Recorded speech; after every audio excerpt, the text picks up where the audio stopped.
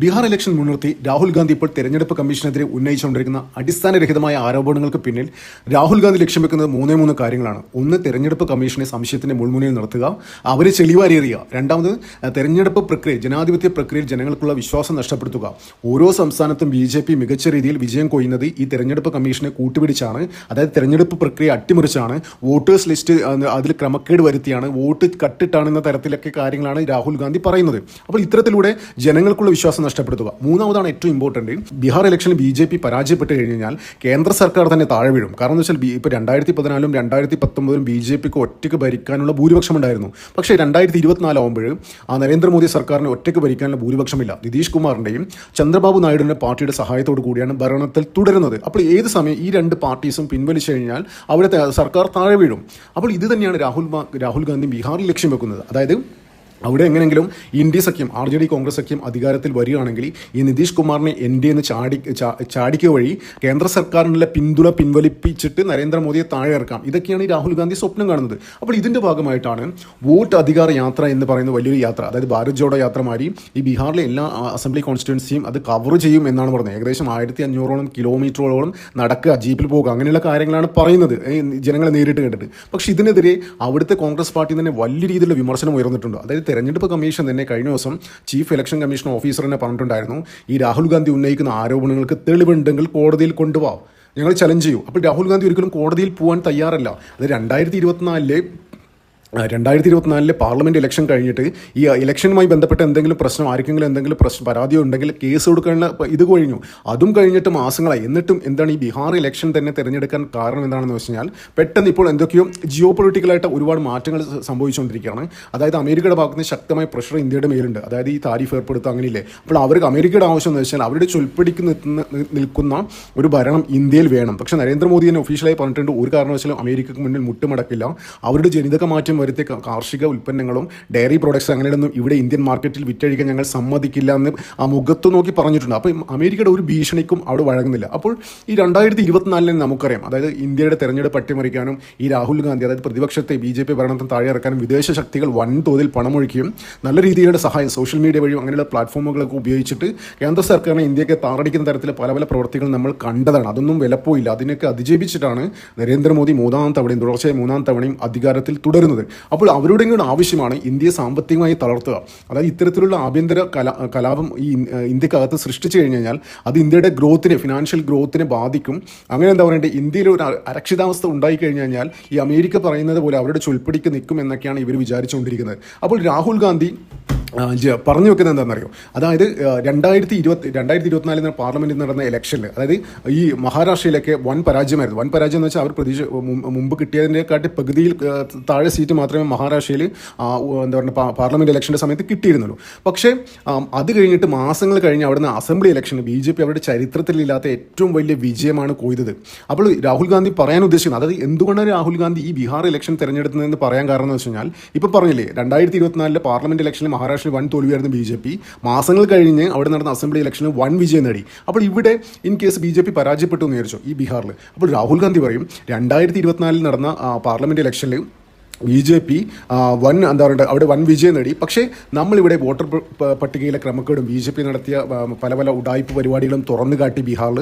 അതുകൊണ്ട് ഞങ്ങൾ, അതായത് RJD കോൺഗ്രസ്സൊക്കെ അധികാരത്തിൽ വന്നു എന്ന് പറയാൻ വേണ്ടിയിട്ടാണ്. അപ്പോൾ വരും ദിവസങ്ങളിൽ അങ്ങനെ ഒരു ഇത് നടന്നു കഴിഞ്ഞാൽ മറ്റുള്ള സംസ്ഥാനങ്ങളിലേക്കും വ്യാപിപ്പിക്കും. അതായത് ആ ഒരു സംസ്ഥാനം ഇനി നടക്കാൻ പോകുന്ന പല സംസ്ഥാനത്തിലെ ഇലക്ഷൻ നടക്കുന്നതിന് മുന്നേ രാഹുൽ ഗാന്ധി ഇത്തരത്തിലുള്ള അലിഗേഷൻസ് ആയിട്ട് വരും. അപ്പോൾ ഇതൊക്കെ തന്നെയാണ് രാഹുൽ ഗാന്ധി ലക്ഷ്യം വെക്കുന്നത്. അപ്പോൾ എന്ത് തന്നെയായാലും ഈ ബീഹാർ തോറ്റു കഴിഞ്ഞാൽ നിതീഷ് കുർസി കുമാർ ഇവരുടെ ഇന്ത്യ സഖ്യത്തിലോട്ട് പോയി കഴിഞ്ഞാലും നരേന്ദ്രമോദിക്ക് ഓൾവേസ് ഒരു ബാക്കപ്പ് ഉണ്ടാകും. അത് ചിലപ്പോൾ നമുക്ക് മമതാ ബാനർജി ആയിരിക്കാം. ചിലപ്പോൾ മമതാ ബാനർജിക്കെതിരെ നരേന്ദ്രമോദി ഇപ്പോഴും എന്താ പറയേണ്ടത് വലിയ രീതിയിലുള്ള ഒരു ആക്ഷൻസും എടുത്തിട്ട് കണ്ടില്ല. അതായത് മുമ്പ് NDAയുടെ ഭാഗമായിരുന്നു ഈ മമതാ ബാനർജി.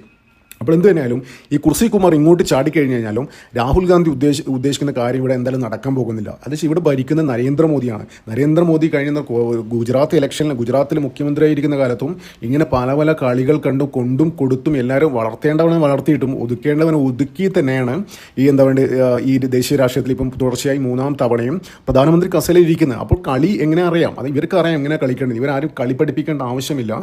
ഇൻ കേസ് കുർസി കുമാർ പോയി കഴിഞ്ഞാലും കേന്ദ്ര സർക്കാരിന് ഒരു ചുക്കും സംഭവിക്കാൻ പോകുന്നില്ല. രാഹുൽ ഗാന്ധി ഉദ്ദേശിച്ച സംഭവം ഇവിടെ നടക്കാൻ പോകുന്നില്ല. അപ്പോൾ ഈ രാഹുൽ ഗാന്ധി ഈ വോട്ട് അധികാര യാത്ര എന്ന് പറഞ്ഞ് ബീഹാറിൽ മൊത്തം നടത്താൻ പോകുന്ന യാത്രയുണ്ടല്ലോ, അത് അവിടുത്തെ കോൺഗ്രസിൽ തന്നെ വലിയ രീതിയിലുള്ള പ്രതിഷേധങ്ങൾ ഉണ്ടായിട്ടുണ്ട്. അവിടുത്തെ മാത്രമല്ല, എല്ലാ സംസ്ഥാനങ്ങളിലും കോൺഗ്രസ്, ഒരു വിഭാഗം കോൺഗ്രസ്സുകാർ ഇപ്പോൾ രാഹുൽ ഗാന്ധി ഇതിനെതിരെ വന്നിട്ടുണ്ട്. നമ്മളിപ്പോൾ അടുത്ത കാലത്ത് ഉണ്ടല്ലേ, കർണാടകയിലെ ഒരു കോൺഗ്രസ് നേതാവിനെ പുറത്താക്കിയില്ല, ഒരു മന്ത്രിയെ തന്നെ പുറത്താക്കി. ആ മന്ത്രി തന്നെ പറയാണ്, എടോ ഇതൊക്കെ നമ്മളൊക്കെ ചേർന്നിട്ടല്ലേ ഇതൊക്കെ നടത്തിയത്, ചെയ്തെന്നുള്ള കാര്യങ്ങൾ പറഞ്ഞപ്പോൾ അദ്ദേഹത്തെ പിടിച്ച് പുറത്താക്കുകയാണ് ചെയ്തത്. അപ്പോൾ കോൺഗ്രസിൻ്റെ ഉള്ളിൽ തന്നെ ഈ രാഹുൽ ഗാന്ധി അടിസ്ഥാനരഹിതമായി നടത്തിക്കൊണ്ടിരിക്കുന്ന ആരോപണങ്ങൾ കോൺഗ്രസിനുള്ളിൽ തന്നെ വലിയ രീതിയിലുള്ള പ്രതിഷേധങ്ങളുണ്ട്. അപ്പോൾ ഇത് ഇവർക്ക് തന്നെ തിരിച്ചടിയായിക്കൊണ്ടിരിക്കുകയാണ്. അപ്പോൾ തത്വത്തിൽ എന്താണ് സംഭവിക്കാൻ പോകുന്നത്?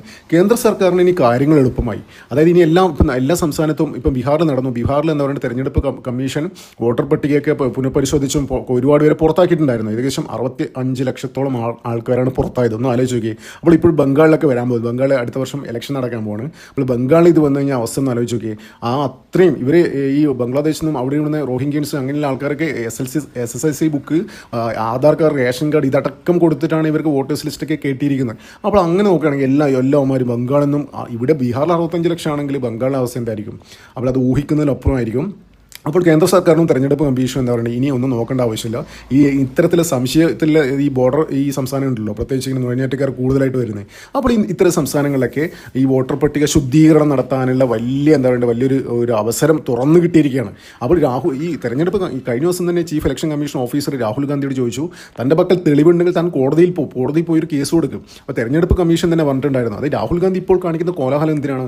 അതായത് ഈ 65 ലക്ഷം പേർ ബീഹാറിൽ നിന്ന് പുറത്തായില്ലേ, അതായത് ഒരു ശുദ്ധീകരണ പ്രക്രിയയാണ് ഇലക്ഷൻ കമ്മീഷൻ നടത്തിക്കൊണ്ടിരിക്കുന്നത്. അപ്പോൾ ഇലക്ഷൻ കമ്മീഷൻ ആ പ്രക്രിയ ചെയ്യുന്നതെന്ന് വെച്ചാൽ കോടതി തന്നെ പറഞ്ഞിട്ടുണ്ട്, അതായത് ഇങ്ങനെ അനർഹരായ ആൾക്കാരെ ഈ വോട്ടേഴ്സ് ലിസ്റ്റിൽ ഉൾപ്പെടുത്തി ജനാധിപത്യ പ്രക്രിയ അട്ടിമറിക്കാൻ അങ്ങനെയുള്ള കാര്യങ്ങളും ഇത് ചെയ്യാനുള്ള കോടതി തന്നെ പറഞ്ഞിട്ടുണ്ട്. ഇലക്ഷൻ കമ്മീഷൻ ചെയ്യുന്നത് നമ്മുടെ ഭരണഘടന അനുശാസിക്കുന്ന കാര്യം തന്നെയാണ്. അപ്പോൾ ഒരു കോടതി പോയി കഴിഞ്ഞാൽ രാഹുൽ ഗാന്ധിക്ക് തന്നെയാണ് പണി കിട്ടുക. ദേശീയ രാഷ്ട്രീയത്തിൽ ഈ രാഹുൽ ഗാന്ധി വീണ്ടും വലിയ രീതിയിൽ കോമാളിയായിക്കൊണ്ടിരിക്കുകയാണ്. ബീഹാറിൽ എന്താ പറയുക, ബീഹാറിൽ ഈ ഇലക്ഷനിൽ ബി ജെ പി എന്തായാലും ഒറ്റയ്ക്ക് അവിടെ അധികാരത്തിൽ വരാൻ സാധ്യതയില്ല. എന്തായാലും അവിടെ ഒരു കൂട്ടുകക്ഷി സർക്കാരായിരിക്കും ഉണ്ടാകാൻ പോകുന്നത്. എന്താണെന്ന് വെച്ച് കഴിഞ്ഞാൽ ബി ജെ പിക്കുള്ളൊരു വോട്ട് ഷെയർ ഉണ്ട്. ഏകദേശം 90-95 100 സീറ്റ് 90-95 സീറ്റൊക്കെയാണ് ബി ജെ പി കാലാകാലങ്ങളായിട്ട് പിടിക്കുന്നത്. അപ്പോൾ അതിന് മുകളിലൊരു പെർഫോമൻസ് കാഴ്ചവെച്ചാൽ ബി ജെ പിക്ക് നല്ലത്. അപ്പോൾ ഒരു കൂട്ടുകക്ഷി സർക്കാർ, അതായത് JDU ആയിട്ടുള്ള ഒരു കൂട്ടുകക്ഷി സർക്കാർ ഇപ്പോൾ ഭരിക്കുന്ന അതേമാതിരി അത് തുടരും എന്നാണ് എക്സിറ്റ് പോളുകളൊക്കെ പറയുന്നത്. ബി ജെ പിക്ക് മികച്ച വിജയം തന്നെയാണ് എക്സിറ്റ് പോളുകളൊക്കെ പറയുന്നത്. അപ്പോൾ രാഹുൽ ഗാന്ധി പറഞ്ഞു നോക്കുന്നത് എന്താണെന്നറിയോ, ഈ ഇലക്ഷൻ കമ്മീഷൻ ഉന്നയിക്കുമ്പോൾ ഇലക്ഷൻ കമ്മീഷൻ അടിസ്ഥാനരഹിതമായ ഇത് ഉന്നയിച്ചപ്പോൾ ഒരു കാര്യം പറഞ്ഞിട്ടുണ്ടായിരുന്നു, എല്ലാ സംസ്ഥാനത്തും ഇലക്ഷൻ നടക്കുന്നതിന് മുമ്പ് ഈ എക്സിറ്റ് പോൾ വരില്ലേ, ഈ എക്സിറ്റ് പോളൊക്കെ BJP തോറ്റ് തുന്നം പാടുന്നതാണ് വരുന്നത്. പക്ഷേ ഇലക്ഷൻ റിസൾട്ട് വരുമ്പോൾ BJP മികച്ച വിജയം കൈവരിക്കുന്നു. അപ്പോൾ അതിന് പ്രധാനപ്പെട്ട കാരണം എന്ന് വെച്ച് കഴിഞ്ഞാൽ ഈ വോട്ടേഴ്സ് ലിസ്റ്റ് തിരിമറി നടത്തിയും ഇലക്ഷൻ കമ്മീഷൻ അതിനുവേണ്ടി എല്ലാ സഹായം ചെയ്തു കൊടുക്കുന്നു. അപ്പോൾ ബീഹാറിൽ നമ്മൾ അതൊക്കെ തുറന്നു കാട്ടി. അങ്ങനെ ബീഹാറിൽ എന്താ പറയണ്ടേ, ഇൻ കേസ് അവിടെ അവർ അധികാരത്തിൽ വന്നു കഴിഞ്ഞാൽ അവർക്ക് പറയാം, ഇതേ കണ്ടില്ലേ ബീഹാറിൽ ഇവരെ BJPയുടെ കള്ളക്കളി ഞങ്ങൾ തുറന്നു കാട്ടി ജനങ്ങളെ ബോധവാന്മാരാക്കി, അതുകൊണ്ട് ഞങ്ങളിവിടെ അധികാരത്തിൽ വന്നു. അപ്പോൾ ഇങ്ങനെ എല്ലാ സംസ്ഥാനത്തും കാണിച്ചാണ് BJP അധികാരത്തിൽ വരുന്നത് എന്ന് രാഹുൽ ഗാന്ധിക്ക് സമർത്ഥിക്കാൻ പറ്റും. അപ്പോൾ നമുക്ക് എന്തായാലും കാത്തിരിക്കാം ബീഹാർ ഇലക്ഷനിൽ എന്താ സംഭവിക്കുന്നത്. നന്ദി, നമസ്കാരം. മറ്റൊരു വീഡിയോ കാണാം.